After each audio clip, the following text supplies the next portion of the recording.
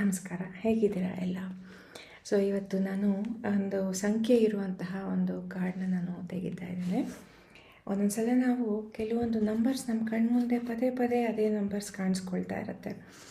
ಅದರಿಂದ ಏನೋ ಒಂದು ಮೆಸೇಜ್ ಇರ್ಬೋದು ನಿಮಗೋಸ್ಕರ ಅಂತ ಹೇಳಿ ನಾನು ಚೆಕ್ ಮಾಡ್ತಾ ಇದ್ದೀನಿ. ಓಕೆ, ಸೊ ಇಲ್ಲಿ ಆಲ್ರೆಡಿ ಒಂದು ನಂಬರ್ ಬಂತು, 2222.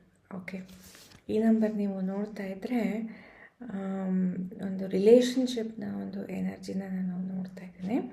ರಿಲೇಷನ್ಶಿಪ್ ಇರ್ಬೋದು, ಒಂದು ಪ್ರಾಸ್ಪೆರಿಟಿ ಇದೆ ಅದರಲ್ಲಿ, ಒಂದು ರಿಲೇಷನ್ಶಿಪ್ನಲ್ಲಿ ಒಂದು ಪ್ರಾಸ್ಪೆರಿಟಿ ಇದೆ, ಅದರಲ್ಲಿ ಒಂದು ರೀತಿಯಾದಂತಹ ಬ್ಯಾಲೆನ್ಸ್ ಬರುತ್ತೆ. ಏನಾದರೂ ಒಂದು ಸಮಸ್ಯೆ ಇದ್ದರೆ ಒಂದು ರಿಲೇಷನ್ಶಿಪ್ನಲ್ಲಿ ಒಂದು ಅದರಲ್ಲಿ ಒಂದು ಇನ್ನೂ ಹೆಚ್ಚು ಪೇಷನ್ಸ್ ಬರುತ್ತೆ, ಕಾಮ್ನೆಸ್ ಬರುತ್ತೆ ಅಂತ ಹೇಳಿ ಇಲ್ಲಿ ಒಂದು ಮೆಸೇಜ್ ಇದೆ.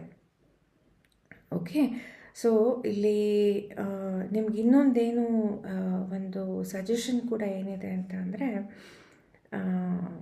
ಶೇರ್ ಮಾಡಿ ಅಂತ ಹೇಳಿ. ಓಕೆ, ಲೈಫಲ್ಲಿ ಕಷ್ಟ ಸುಖ ಎಲ್ಲದನ್ನು ನೀವು ಶೇರ್ ಮಾಡಬೇಕು. ಸೊ ಹಾಗಾಗಿ ಅದರಿಂದ ಕೆಲವೊಂದು ಸಲ ನಿಮ್ಮ ಇಬ್ಬರ ಮಧ್ಯೆ ಕೆಲವೊಂದು ಗೊಂದಲಗಳು ಎದುರಾಗ್ತಾ ಇರ್ಬೋದು.